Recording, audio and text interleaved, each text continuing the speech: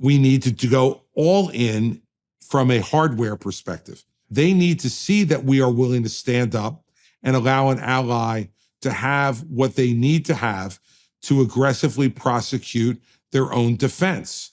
And by the way, I believe if we had done that early on in Russia, we wouldn't be in this circumstance with Ukraine. And we should take that as a lesson for China and Taiwan and other areas in Asia.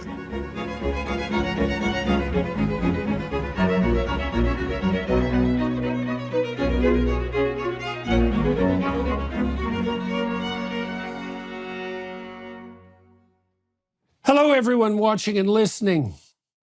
Today, I'm pleased to speak with lawyer, federal prosecutor, and former New Jersey governor, now running for president, Christie. We discuss the unfortunate and disproportional power of teachers' unions, the potentially perpetual state of the Ukraine-Russia war, the impact of the Biden laptop scandal, and why Donald Trump, at least in Mr. Christie's opinion, might not be the right Republican candidate going forward.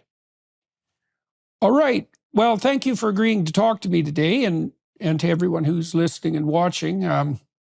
It's quite an exciting development as far as I'm concerned to see these long-form dialogues take their place in political discourse, because it really allows people the opportunity to unfold their vision. So I thought the first thing I might ask you, because I think this is the question that's foremost on my mind and should be on the minds of people who are watching and listening, is why do you think that you would be a good president? What is it that makes you stand out from the rest of the pack, say on the Republican side or on the Democrat side as well? Why should people be concentrating on your campaign? Oh, thanks. First off, thanks for having me on. And I look forward to this kind of long form conversation as well. I think it's much more informative for folks. I'd say three things come to mind immediately. The first is that, I think we've gotten in our country too small in terms of our politics. We're arguing about what I think are relatively small things in the grand scheme of what our country should be working on. We're dividing each other into smaller and smaller groups. We're pitting each other against each other, and anger seems to be the predominant emotion. I want to be president because I want to do the big things. This country, I think, has always been at its greatest when it does big things.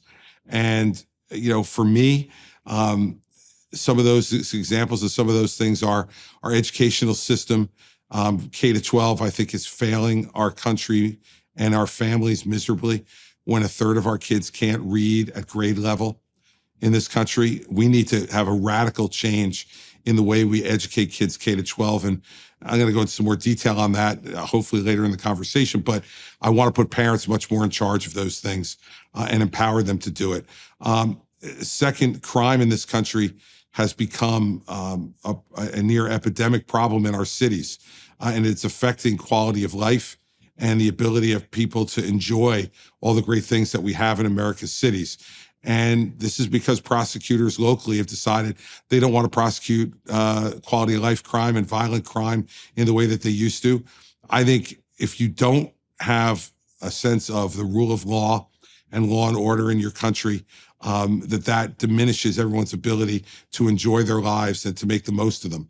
And so as president, I would make sure that we sent federal prosecutors into all the cities that have significant crime problems. If the local prosecutors won't prosecute that violent crime, we will, and make sure that we clean up what's going on in our cities. Third, I think that America's got to continue to play a leading role in the world. And I think we have too much dissent in our own party, which is fine to have the argument, but I think the argument needs to be resolved on behalf of America being a leader around the world. And so that's why I favor our support in Ukraine and would enhance it, increase it, because I think it's a proxy war right now between the United States and the West and China. China supplying the money for Russia to prosecute this war, and the expansionism that has always been a part of Russian foreign policy is right on display, and we need to stop it right where it is, because a free and secure Europe is very important to America's political and economic future. And lastly, what I'd say is that we don't talk to each other anymore in government. We tweet at each other, or whatever it's called now, X at each other. We use social media to do that stuff. The reason I'm different is because I was a Republican governor for 8 years in a Democratic state with a Democratic state legislature. And I had to figure out how to work with the other side to accomplish things that mattered and that were consistent with my principles. There's nobody else in the race that's had that experience. And that's most what it's like in Washington, D.C. And we need a president, again, who's willing to spend his or her political capital on building those relationships and trying to get things done. I've always operated, Jordan, in my career in politics on the principle that it's harder to hate up close.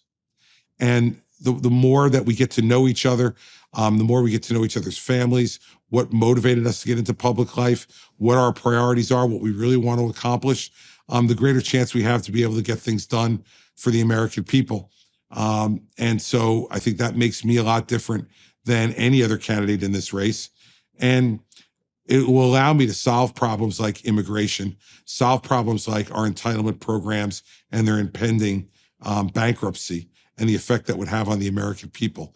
So that's why people should be focusing on me and on my campaign. Okay, so you outlined 4 basic categories: education, law and order, let's say, foreign policy, America's role in the world, and then dialogue between Republicans and Democrats. Let's start at the top of that list on the education side. I know that as governor, you introduced a number of educational reforms. I was reading today that at least at the moment, there's no long-term indication that they've actually improved educational performance. That's not surprising to me because it actually turns out to be quite difficult to reform education in a way that actually makes a difference. And maybe that's wrong. I haven't done a lot of delving into the direct consequences of your reforms, but I do have some specific questions on the education front. So, and here's one that's really perplexed me for a long period of time. So I worked at Harvard in 92 to 98, and I spent a lot of time analyzing research that was done in the departments or in the faculties of education.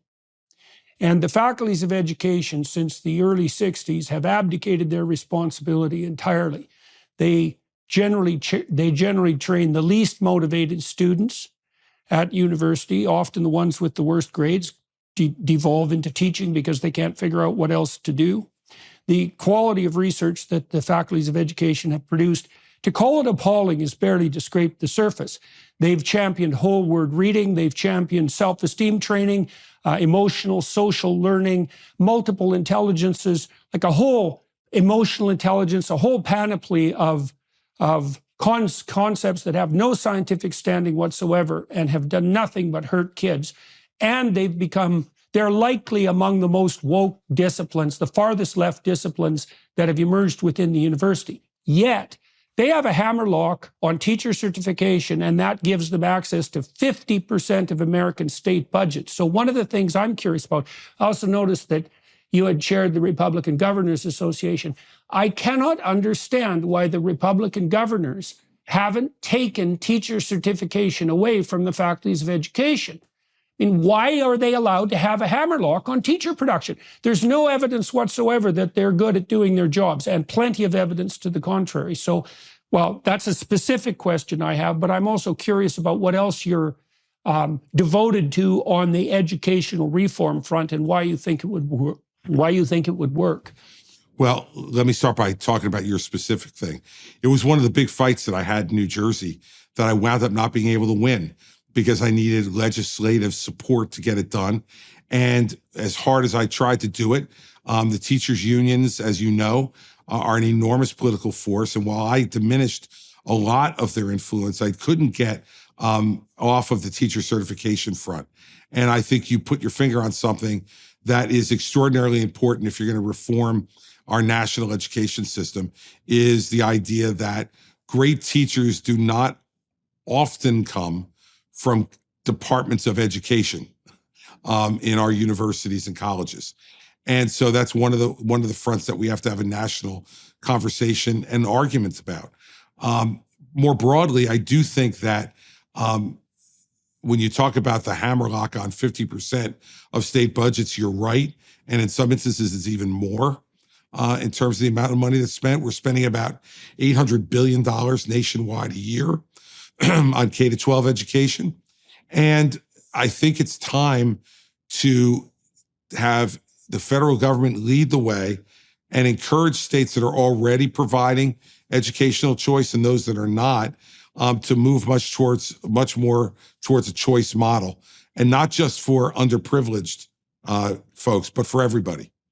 And that if public schools will only get better if they have to compete, and if they have to compete in a meaningful way against other options, private schools, parochial schools, but also within the public system, a broader availability of charter schools and Renaissance schools, which operate much differently. So when you look back in New Jersey, one of the places where our reforms did have a huge impact was in the city of Camden, where they had 6 of the 10 lowest performing schools, individual schools in the entire state. And what we did was take over the Board of Education there, and we encouraged the development of charter and Renaissance schools in the city and authorized them to compete with the traditional public schools. And what you've seen, Jordan, is an enormous increase in both the reading and math scores. If you look at the last 10 years in the city of Camden, there's been an enormous increase in that in the K-5 range. And I think that competition leads to other reforms that are really necessary. For instance, having a longer school year, having a 10.5 to an 11-month school year rather than the school year we do now, having longer school days. Kids need more time, both every day and throughout the year, to be educated in the right way, and especially kids who come from our inner cities and may not necessarily have the support at home to encourage the type of learning that becomes holistic. And so we need to reform this in every way we can and provide more choice and give parents the financial resources they need to be able to effectuate that choice. So if you want to go to a public school, if you have a good public school in your town, continue to go to it, and your money will go to that public school.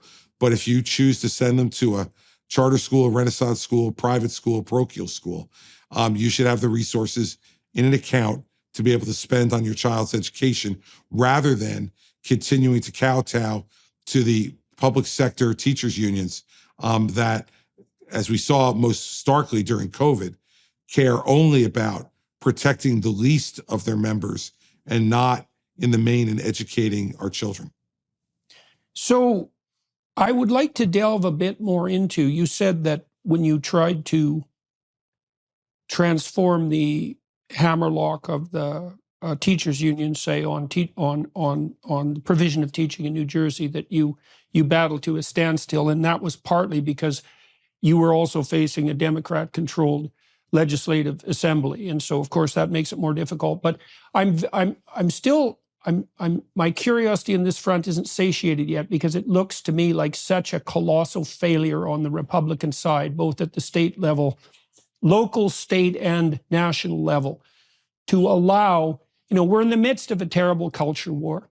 It's not exactly obvious that even the classic liberals or the conservatives are winning. It's clearly the case that the radicals have got a hold of the education system. They're doing that through the faculties of education. I can't understand how it can be that the Republicans have essentially been blind to this for 60 years. It's 60 years now, given that the long-term future of the political state rests upon the information that kids are receiving in schools with regards to their political education. But you have hands-on experience with this. You tried to fight the fight, and it was very, very difficult for you to bring about any reform. So 2 questions there. Why exactly was it so difficult? What is it that the teachers' unions manage with their access to these great walloping chunks of financial resource? And also, why are you convinced that the provision of choice among parents is the proper primary target in relationship to educational reform? First, on the battle on certification, I agree with you, by the way, in states where Republicans control everything. It's astonishing to me that you wouldn't focus on teacher certification and taking that out of the hands of the professional teachers unions. So to me, it was one of the things that we focused on very early on. So it wasn't something we missed. It gets to your second point, which is, I'll give you, for instance, in my state, we have 200,000 members of the teachers union in our state that create, through their dues, which at the time I was governor, were $700 a year. So the teachers union was collecting $140 million a year, and they didn't pay a nickel toward teacher salaries, teacher pension, or teacher health care. And that money was just a slush fund to reward their friends and to punish their enemies. That's a lot of money, Jordan, in a state. And the best indication of it is if you look at the state capitol in Trenton, New Jersey. When I would look out the front door of the State House, beside the State House, the second largest building on State Street in Trenton was the Teachers Union building. It was no mistake. They wanted to send that message every time a legislator walked in and out of that building, that they're bigger and stronger than any other interest group in the state. Now, look, I campaigned against them and won twice statewide. It's possible to win these things. But in a state legislature dominated by Democrats, they essentially buy them, Jordan. I mean, they just buy them, both in terms of buying them with favor, but also buying them through fear and intimidation. And, they went after the Senate, a Democratic Senate president in my state, because he went with me on some educational reform issues, most particularly pension reform for teachers and health benefit reform for teachers, so they'd have to pay more into those systems to make them more solvent. They went after him 3 different elections. And the guy is the president of the Iron Workers Union in New Jersey, a fellow union member. They went after him 3 times. The third time, they finally defeated him. And he's out of the legislature now. So they try to show persistence with their object lessons. And in a state where you have a Democratic legislature or a Democratic governor, you just saw this in Pennsylvania. Josh Shapiro ran as a centrist Democrat for governor, promising that he would provide educational choice. The Republican legislature put the bill on his desk and he vetoed it under pressure from the teachers union and broke his word that he gave during the campaign and during the transition. And so it's another example of it. Lastly, you asked why I focus on parental choice, because I think it's one of the hardest arguments to argue against, that if in fact your education that you're providing in the traditional public schools is so great, then of course parents would choose it. But if it isn't, parents should have the right to make that choice for their kids. And it should be any parent gets the right to make that choice. I do think, Jordan, that our history has shown that competition does almost always bring improvement and also exposes weakness. And that could be another way to get at the teacher certification issue. Because remember, these charter schools, private schools, parochial schools often can operate under different rules.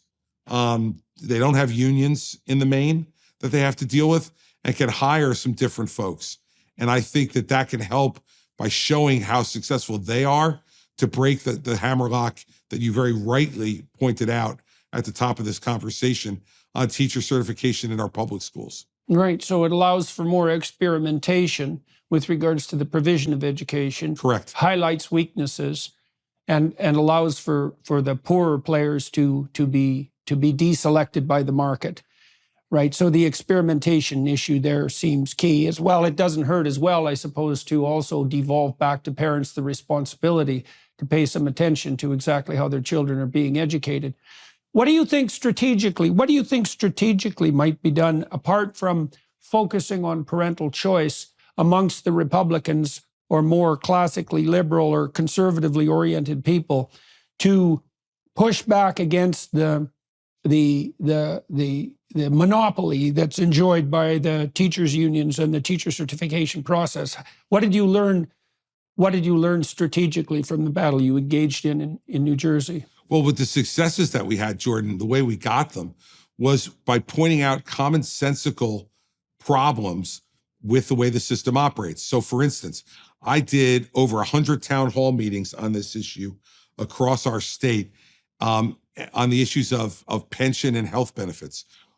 When I became governor, a typical teacher who would retire at 25 years of service with a large pension, 70% of salary, of their highest salary, they would have used all the money they paid into the system after 2.5 years of retirement. And teachers never paid a nickel towards their health benefits in our state while they were working and in retirement. The taxpayers paid all of it. So I used to go to town hall meetings and say, how many of you would like that deal? How many of you have that deal? And nobody would raise their hand. And I said, well, you're paying for that.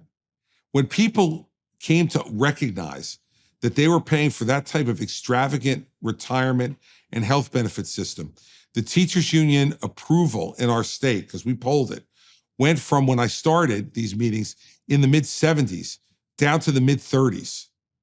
And people saw the union as selfish and self-consumed and abusive of the taxpayers. What that did, Jordan, was it opened up the conversation on everything else. Because once you show that the representatives of these teachers were selfish and self-consumed and not focused on quality, that was problem one. Problem two was I went, in order to try to break this monopoly, I went to some of the worst school districts in our state and pointed out two significant facts beside the underperformance of the students. The first was that they turned out to be the most expensive school districts. So for instance, in Asbury Park, New Jersey, we were paying $44,000 a pupil to get awful performance. In the city of Newark, we had $36,000 per pupil for awful performance. In the city of Camden, $38,000 per pupil. They could have gone to any private school in America at that time for that number or less and gotten a significantly better education. Secondly, we then talked about the way the teachers union protects the worst of their members. So for instance, in Newark, we had over 100 teachers who literally reported every day to what they called the rubber room, where they were not permitted to teach anymore, but the teachers union prevented them from being fired. So the school district made the decision, Jordan, if you can believe it, that it would be better off for the kids to pay these teachers to do nothing than to have them in a classroom. Yeah. When you pointed these things out to folks, it opened up the entire conversation. So for instance, I was able to negotiate with Randy Weingarten, believe it or not, merit pay for teachers in Newark. That for the first time, we would actually reward the teachers who were showing greater results with greater pay and take away this kind of monopolistic view that every teacher is the same and every teacher should be paid the same based purely upon experience rather than on performance.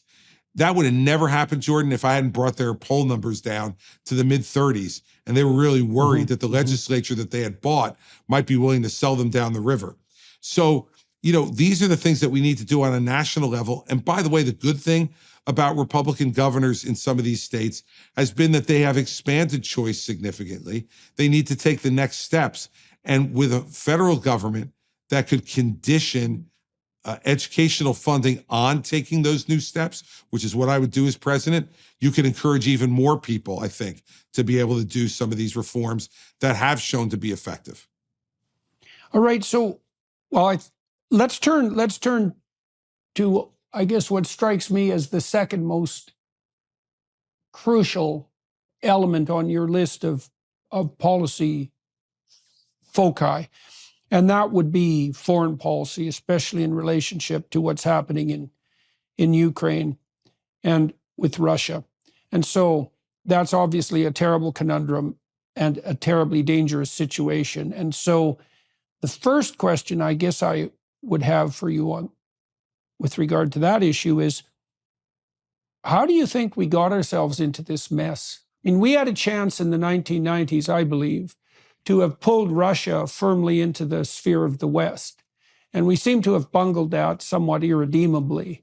And now we have this terrible war in Ukraine that seems to be settling down for the long haul, as far as I can tell, with the additional danger of emboldening China. And so, and I haven't heard from anybody I've interviewed or really anybody I've talked to, anything that constitutes a reasonable vision for victory or peace. So 2 questions, how in the world did we manage to get into something this idiotic? And number 2, given that we are here and we could have the best possible of all outcomes, whatever that would be, what would those outcomes look like, and how would you work towards them? Okay, so how did we get here? I believe it was a series of mistakes and misevaluations, starting with the Clinton administration, and every president since then has been guilty of this. So I think Bill Clinton did not focus as he should have. I mean, George Bush 41 gave him the opportunity you just spoke about, by the Berlin Wall coming down because of the efforts, I believe, of Reagan and Bush 41, the ending of the Soviet Union, and the setting up of at least what was a nominally democratic Russian Federation under Boris Yeltsin, to try to bring them into the league of fair and just nations. I don't think Bill Clinton nearly spent the time focused on that he should have. And because of that, because of his distracted focus on foreign policy in other places, I think he missed an opportunity with Russia. Then I think Bush 43 misevaluated Vladimir Putin. I think you might remember him saying, I looked into his eyes and saw his soul. Well, he obviously didn't. Or the soul he thought he saw wasn't there. Vladimir Putin, from the beginning, in my view, was a former KGB operative who was a czarist Soviet type of leader who was intent on, and he said that the breakup of the Soviet Union was the greatest tragedy, historic tragedy of his lifetime. So how do you expect, Jordan, that you're going to willingly have a guy like that give up his expansionist aspirations? And so under George W. Bush, he was allowed to go back into Georgia. No ramifications. Under Barack Obama, he was allowed to seize Crimea and other parts of Ukraine. No ramifications. Under Donald Trump, he continued to mass troops on the border of Ukraine, and Donald Trump did not supply, as Barack Obama did not, Ukraine with the type of weapons that could deter Russia from wanting to invade. And ultimately, Joe Biden, given how badly he botched the withdrawal from Afghanistan, sent a signal to Putin that he was not up to fighting this fight, and Putin made his move to do what he'd always wanted to do, was bring Ukraine back into the Russian Federation. And so the way we got into this mess was a series of inattentiveness, misevaluation, and weakness that was read by Putin as permission. Because when we didn't fight him on Georgia and we didn't fight him on Crimea, you could say it's reasonable for Putin to conclude that we might not fight him on taking all of Ukraine. We hadn't made Ukraine a part of NATO, so he had every reason to believe that we wouldn't fight back on this. That's how I think we wound up here. I think because of the Chinese involvement in this, remember, before Putin went to war, before he made the decision to go to war, President Xi came to Moscow, met with Putin, and said publicly, there are no limits to the friendship between China and Russia. Well, Putin took that to mean exactly what it meant, which was that China would financially support Russia to go in and take Ukraine. And so we are now seeing a proxy war. The appropriate conclusion of the war is to have Ukraine have the ability to drive Russia out of, in my view, the newest parts of what they've taken of Ukraine, and then to negotiate the borders, and to thereafter, once the war is ended, to admit Ukraine to NATO, so that Russia would now know that there was a price to pay for their invasion and their barbarism of their invasion. And that price is that now Finland is a member of NATO on their border. You've got and if you add Ukraine, this is a much worse result than Russia could have ever expected on their border, but they brought it on themselves. And I will tell you also that, having just gotten back from Ukraine 10 days ago, I could tell you that the barbarism that's gone on there by the Russian army is unspeakable. The murder of civilians and burying them in shallow graves, the gouging out of eyes while people are alive, cutting off of ears, and in my view, Jordan, worse than anything, 20,000 children, Ukrainian children, have been kidnapped by the Russian army and sent to Russia to be reprogrammed to work against Ukraine. I met some of these mothers who have had their children taken away from them. They don't know whether their children are dead or alive, whether they're being cared for or abused, and whether they'll ever see them again. These are the type of things that America cannot permit an authoritarian regime to do to a free country, and to do so with impunity. And we need to send a message, the West as a whole needs to send a message with American leadership that that's not permissible. Because if we don't, Putin will not stop there. Remember, the Russians have always wanted to have Poland, because Poland was the way that they were invaded in both world wars. And they have wanted that level of buffer. So I don't believe, if we permit this, that he'll stop at Ukraine, that he'll continue to try to reassemble as best he can the old Soviet Union. So the concerns for me in that regard are twofold. And you outlined a bit of what might constitute a vision for victory.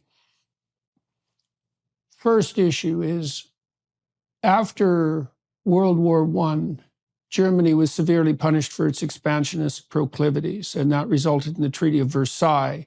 And that was designed to permanently weaken Germany. And that vindictive treaty turned out to be a very, very, very bad idea.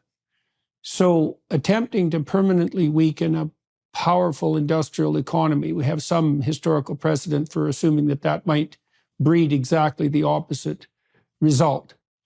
So I've talked to hawks on the American side who think that the investment of tens of billions of dollars so far into Ukraine, if the consequence of that was the weakening of Russia's military might, then that was a small price to pay. But the Treaty of Versailles issue lurks in my mind as a counterexample. Now, we might hope for regime change in Russia as a consequence of the difficulties of this war. But again, if you look at Russia historically, it's by no means obvious that Putin is the worst leader that Russia has ever had. And plus, it also strikes me as risky to destabilize the conventional forces of an extremely powerfully armed nuclear enemy, given that once the normal courses of warfare are exhausted, the conventional forces, the nuclear option is the only one left. And so it seems to me that we may be tempting Russia in that direction.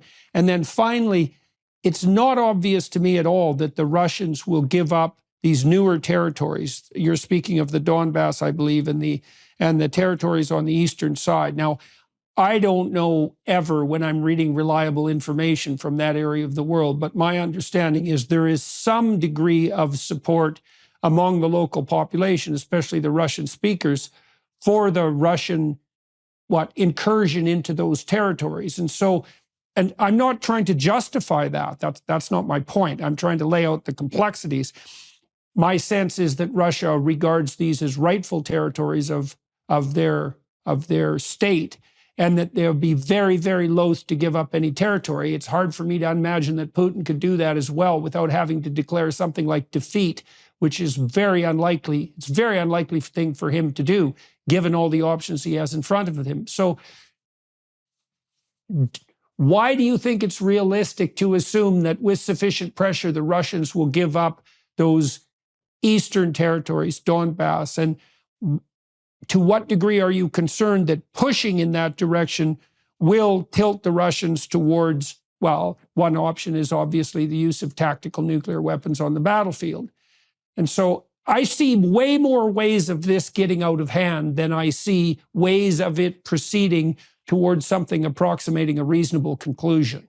So Well, I'll leave you with that mess of questions to juggle. Well, as I say, a lot to unpack there. So let me start, I believe, where you started, which is I am not advocating for a Treaty of Versailles with Russia, and I'm not advocating for intentional destabilization of Russia or demilitarization, which is an absolutely unrealistic goal, which is what happened to the Germans in the near term after the Treaty of Versailles. So I'm not advocating for that at all. And I do think that there are real concerns about advocating for regime change, because in Russia, the devil you know may be better than the devil you don't. And we've seen that through history. So I'm not advocating for either one of those things. And I want to be clear that I'm not saying that victory would look like regime change in Russia. I am concerned about them as a nuclear power being destabilized. And so I'm not advocating for those things. What I am saying, though, is that we have not yet tested fully how much military pressure can be put on Putin to get him to concede some of those areas on the eastern side in the Donbass. We have not armed them enough. Let me give you an example. When I was in Ukraine 10 days ago, President Zelensky told me that on the average day in August, Russia is shooting 56,000 artillery shells into Ukraine. Ukraine is responding with 6,000. Now, almost an 11-to-1 problem is not giving Ukraine what they need to be able to prosecute the war in the most effective way they can. And so I think Joe Biden has given them enough, just enough not to lose, but not enough to win. And so part of what I think we need to do here is to give the Ukrainians the ability to prosecute the war in the way they see fit, and then see how Russia reacts. It may be, once we've armed Ukraine sufficiently for them to meet all of their strategic goals militarily, that Russia still will not concede some of those areas. Well, then that's when you sit down and have a conversation with your ally about what's the best deal we can make here to bring this to a conclusion. But you can't convince them, the Ukrainians, it's in their interest to do that when you haven't given them the ability as they see it, and I think just given the numbers, they're right, to be able to prosecute the war in as aggressive a way as it's being prosecuted against them. And so if we're in, we need to go all in from a hardware perspective. The other reason to do that, of course, Jordan, is the message it sends to China vis-a-vis Taiwan and other areas in Asia, that they need to see that we are willing to stand up and allow an ally to have what they need to have to aggressively prosecute their own defense. And China's watching very closely on this front, and we need to send that message both as a country and as an alliance very clearly to them. And by the way, I believe if we had done that early on in Russia, we wouldn't be in this circumstance with Ukraine. And we should take that as a lesson for China and Taiwan and other areas in Asia. So I think that tries to answer specifically a number of the things that you laid out in your questions. Are you looking for an all-in-one e-commerce platform that can help you easily set up and grow your business online? Look no further than Shopify. With Shopify, you can quickly and easily build your own online store, manage your inventory, and accept payments from customers. Plus, Shopify offers a range of customizable themes and templates to choose from, so you can create a professional-looking store without any design experience. It even helps integrate with other popular tools to help you sell across social media marketplaces like TikTok, Facebook, and Instagram.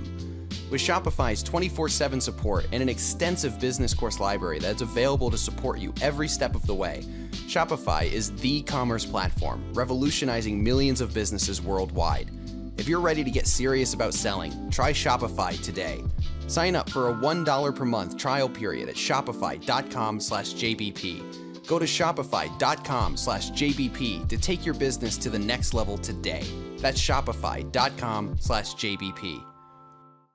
Okay, so I'm going to ask one more question with regard to foreign policy, especially pertaining to Ukraine. So the cynical part of me thinks, in relation to the dangers of the military-industrial complex that Eisenhower warned us about back in the 1960s, that the war of attrition, the endless war of attrition in Afghanistan came to a halt under Biden.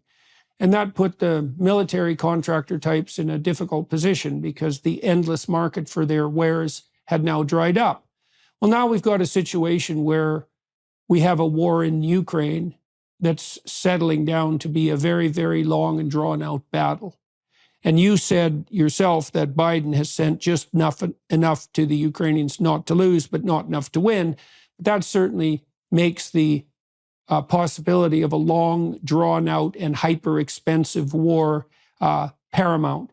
So one of the things I'm wondering about is, do you think that the president, with his relatively short term in power and the multitude of his potential responsibilities and division of attention, as was the case with Clinton, do you actually think that the president can step into a situation like this, a new president, with enough power and credibility to stand up against the continually active, implicit forces agitating for expensive war? Yeah, I think you not only can you, but you must. Now, look, the part of the reason this is going to be a longer war is because Obama, Trump, and Biden have all failed to arm the Ukrainians quickly. I mean, think about this, Jordan. They're now talking about F-16 training and saying it's going to take until next summer to train Ukrainian pilots to fly F-16s. This is absurd. And it's the result of wanting to drag it out. So I think your suspicions in that regard could be alleviated if we had acted more quickly. And I still think we can act quickly now. The Russians are still on their heels here. You have to believe that Putin believed that he'd be flying the Russian flag over Kyiv by this point. He's not anywhere close to that. And so we still have an opportunity by aggressively arming them to shorten this conflict. If we continue to do what we're doing, what passed is prologue. And if we continue to act the way we're acting now, and the war is not coming to an end, but is at a stalemate, well, then you either have to, act differently, or you're going to continue to have stalemate. So you either have to withdraw completely and allow the Russians to completely take over Ukraine, which is unacceptable to me, or you have to ramp up the hardware you give so that you can try to bring it to a speedier conclusion. Now, if you try that and it doesn't work, then negotiation is going to be our only way of ending this. And we'll have a significant say in that matter, given that we have treated our allies fairly and appropriately in giving them a chance to win the war and saying to them, we gave you a chance with, much of what you've asked for, and you haven't been able to get it done. So we need to now step in and help to negotiate a conclusion to this. But until we do that, we are absolutely consigning ourselves to a stalemated situation here. So that's why I would be more aggressive. If you acquired the presidency, what priority would addressing this conflict become? And then also, given your strategy of sending additional military aid to Ukraine, how do you protect yourself and your country against the possibility of getting their sleeve caught in the terrible machine and being dragged in, completely? Because there's obviously, you can see the complexity there. So, how much would this be a priority for your administration?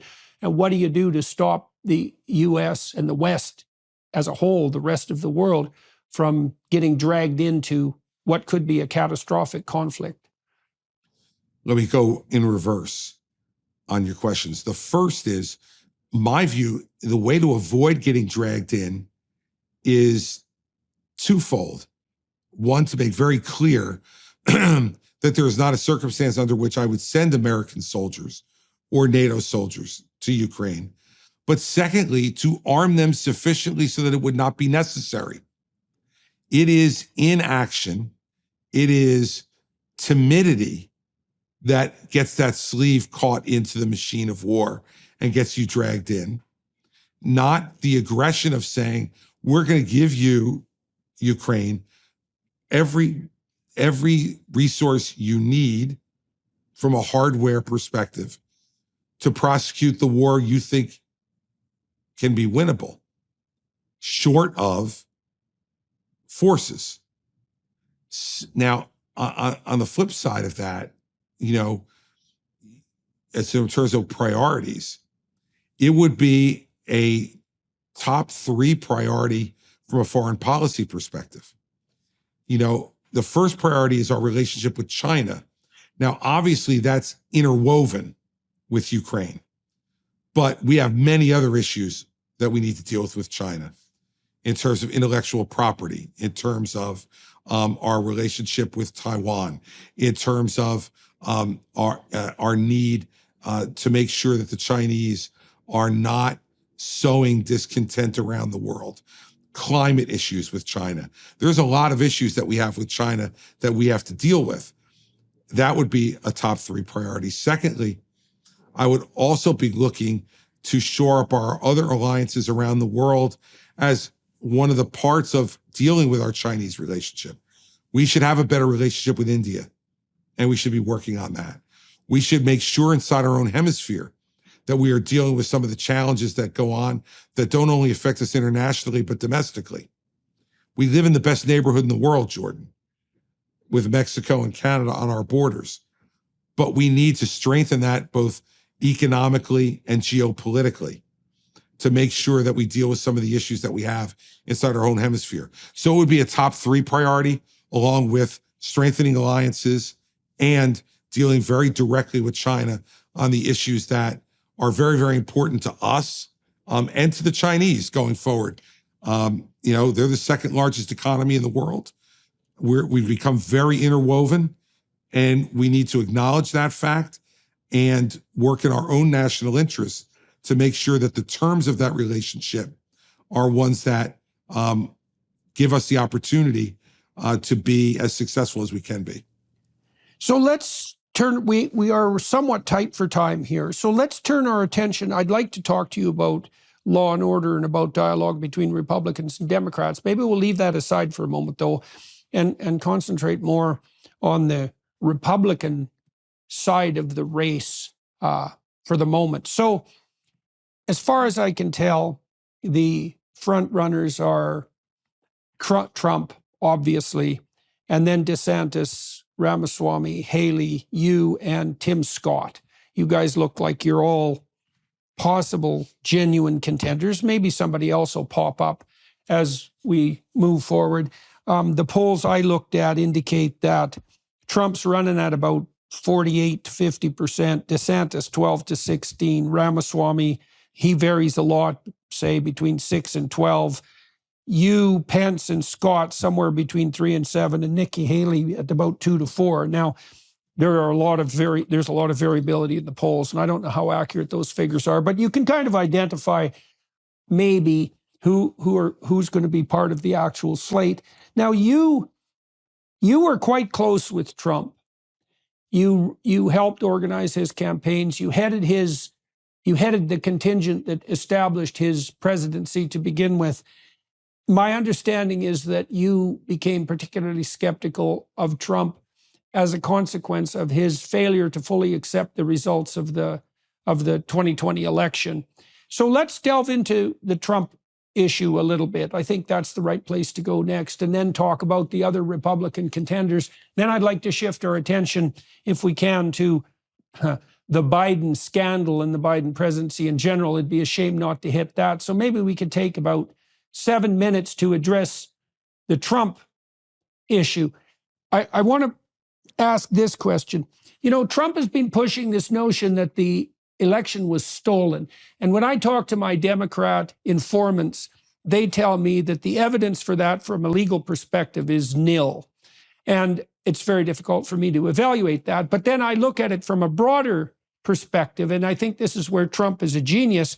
And he's put his finger on something, which is that there were a lot of terrible shenanigans on the Democrat side of the universe during the last election. And I think the worst of those was the squelching of the Hunter Biden laptop story.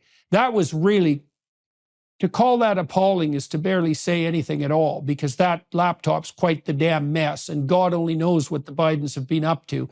And that story was squelched very conveniently in relationship to timing of the election, which was a very tight election. So Trump might be wrong that the election was stolen in a legal sense, but that doesn't mean he's wrong about it being stolen in a moral sense. And so, well, so that's complicated. And you worked very closely with Trump. And so I'd be more than happy to hear whatever you have to say in relationship to those questions.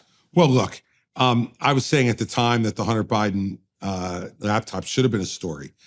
But you know what, Jordan? There are unfair things perpetuated by the media against Republican candidates all the time. And we do have a media bias in our country. There is a liberal media bias. There's no question about that. And the problem, though, is when you're a Republican, you got to be tough enough to deal with it and not be a whining child. And my problem with Donald Trump is, now all of a sudden the problem is, well, because they suppressed the Hunter Biden laptop I lost. How about the fact that you monumentally botched certain elements of our response to COVID? How about the fact that your conduct while you were in office absolutely poisoned the well with millions of suburban women in this country who had voted for him in 2016 and found him to be an absolutely unacceptable alternative in 2020. I mean, you know, much of what we're talking about here was self-inflicted. And having been as close to him as I've been over all these years, I can tell you that there were many of us who were telling him that while he was in the midst of doing it. But he doesn't listen, Jordan. He doesn't take advice well. He is incredibly self-consumed and stubborn. And you know, much of what happened to him in 2020 could have been avoided if he had listened to lots of good advice, which was available to him and was being given to him, and he refused to accept it. And he has morphed this into, if his argument was the campaign was unfair, that's an argument that I think a lot of us could buy into. But he doesn't say that.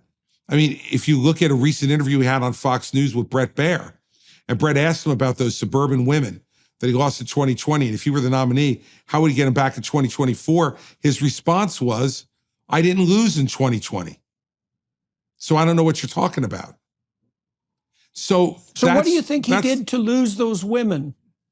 His conduct, Jordan, his abrasiveness, his failures on the COVID front, and his failures to keep his promises. Look, this is a guy who said he was going to repeal and replace Obamacare. He had a Republican Congress. He didn't get it done. This is a guy who said he was going to balance the budget in 4 years. As preposterous as that promise was, he still did much worse. He added $6 trillion to the national debt in 4 years, the worst fiscal record in 4 years of any president in American history. He said he was going to build a wall across the entire border of Mexico and the United States, and that Mexico was going to pay for it. And instead, he built 52 miles of new wall in 4 years, and we haven't gotten our first peso from Mexico. He said he was going to drain the swamp, Jordan, and instead all he did was rearrange the swamp and make room for his own family. Jared Kushner and his daughter Ivanka, 6 months after he leaves the White House, gets $2 billion from the Saudis after he made Jared a central part of negotiations in the Middle East, when he had two very capable secretaries of state in Rex Tillerson and Mike Pompeo. Why was he doing that? It's all part of the grift that allows him to spend $40 million of his own money that he raised from middle-class donors who thought they were donating to him to help him get reelected president on legal fees as a billionaire. He's not spending his own money, he's spending $100 donors' money. So I think all of those things became apparent during his time. And a lot of suburban women just said, sorry, we gave you the benefit of the doubt in 2016 because we didn't like Hillary Clinton and we thought you might actually drain the swamp and do the things you said, but you didn't do them. And in the process of not doing them, you also offended us in the way you conducted yourself as president on a personal level. And so they left. And I don't think any of that will change, Jordan, in 2024 if he's the nominee, because all he's doing is talking about the past. You don't hear him talk about the future. All he's doing is he's still litigating the 2020 race. He does that in 2024, which is what he's been doing so far. Joe Biden will get reelected, and that will be a calamity for this country to have a incapable 82-year-old president going to 86 with a completely incompetent vice president. Okay, so let's turn. I'd like to dwell on Trump a bit more, especially in relation to the Abraham Accords, but I think instead we'll turn our attention to Biden. And so Vivek Ramaswamy tweeted out a few days ago something I thought was extremely ominous, which was his suspicions that the question of whether or not we're tangled up in the Ukraine war as a consequence of the Biden family's financial dealings has now been laid on the table.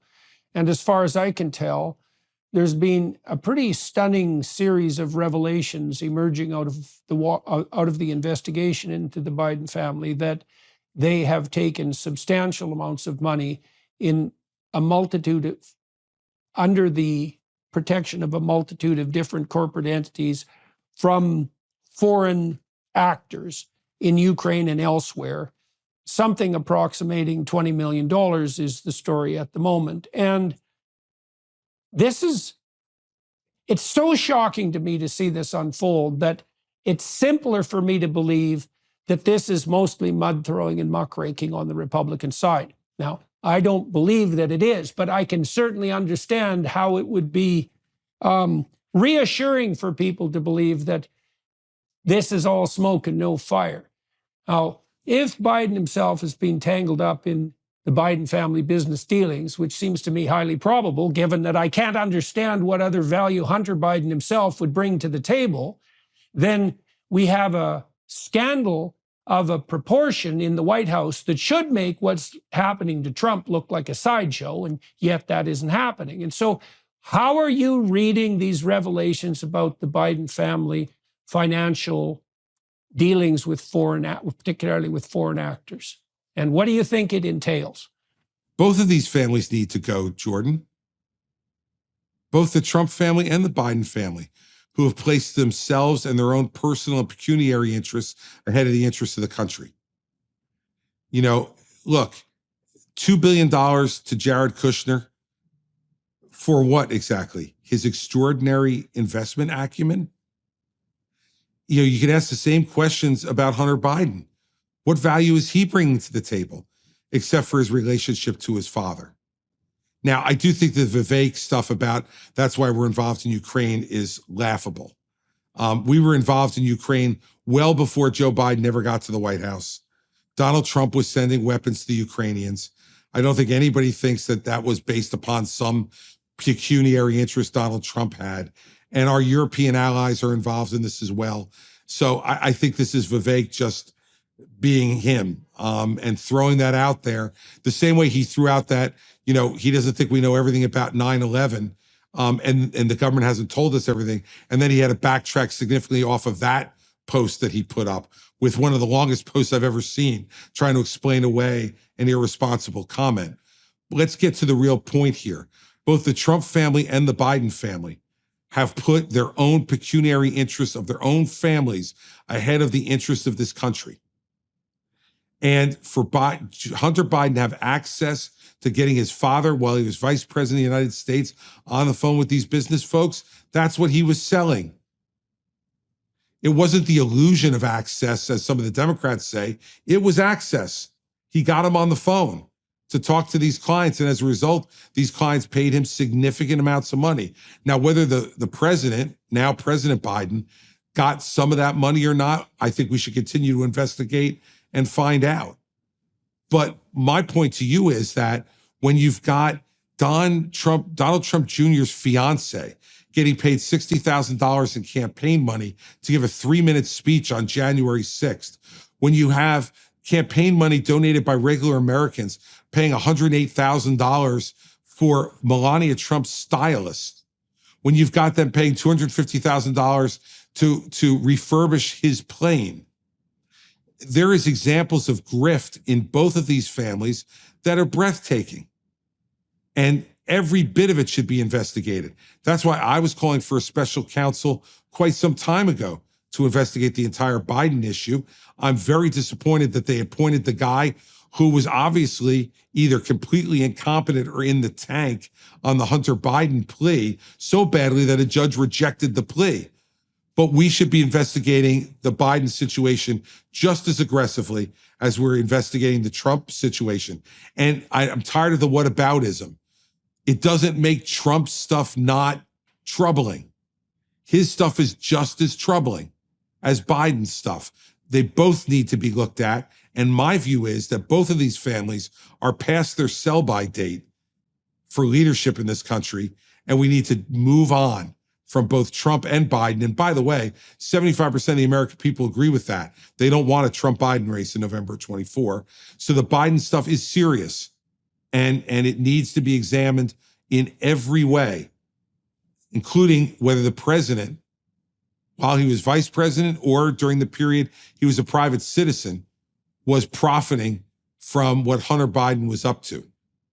I know that when you were governor, I've been thinking here while you were talking about, why you might be credible on the anti-family dynasty side of things, let's say. And, I don't know any details about your own family and about whether or not you might be someone less amenable to that kind of pressure. But I do know that you ran what appeared to be a pretty effective anti-corruption campaign when you were attorney in New Jersey. And so maybe you could tell people a little bit about that. And then if you have anything to say in closing to sum everything up that we've been talking about and to, put in a final word to the people who are watching and listening. We're going to switch over to the Daily Wire side for another half an hour for everyone watching and listening, just so you know, talk about some of Mr. Christie's autobiographical history, get to know him a little bit better, but we're going to close this one up relatively quickly. So what did you do on the anti-corruption front in New Jersey? What did that teach you about conducting such investigations? And then what do you have to say in conclusion?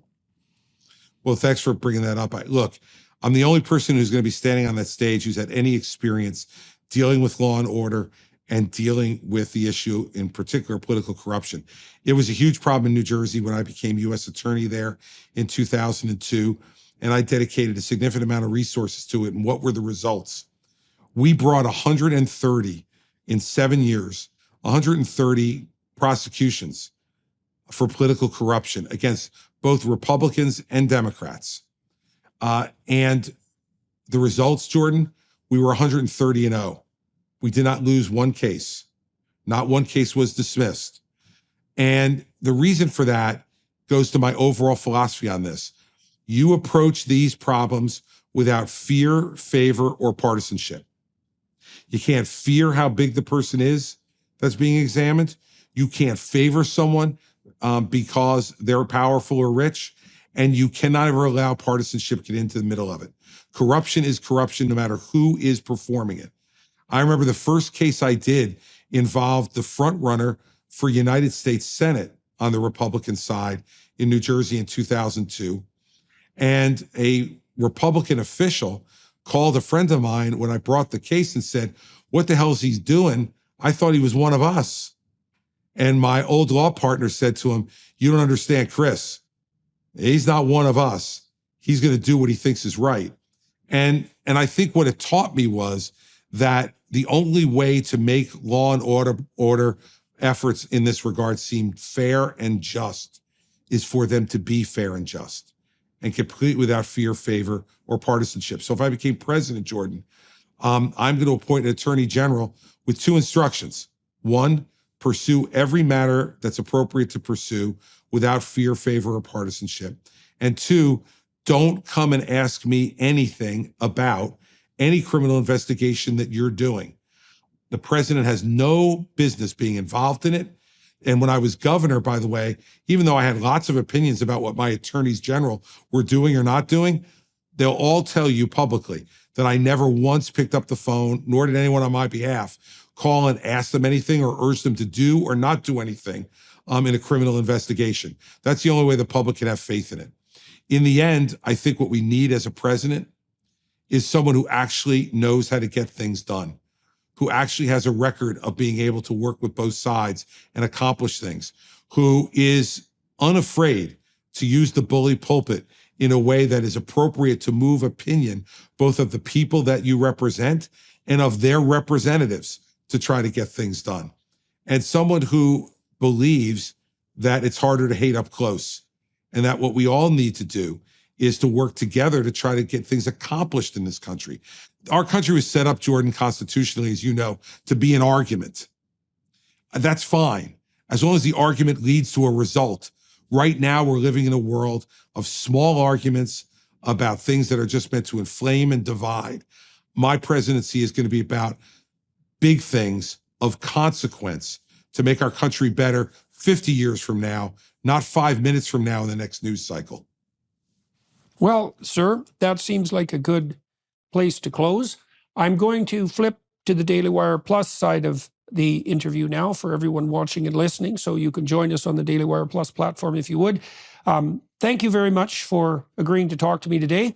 If you're inclined, a few months down the road, 4 months, 5 months, 6 months down the road, when you're more in the midst of the presidential campaign and there'll be all sorts of new things to discuss, I'd be more than happy to talk to you again. We can see how this goes and how people respond to it, but that offer's open. I'm very curious. This is going to be a remarkably dramatic and interesting presidential election. I think we haven't seen the likes of this in our lifetimes. You and I were about the same age, and so it's going to be something to see it unfold.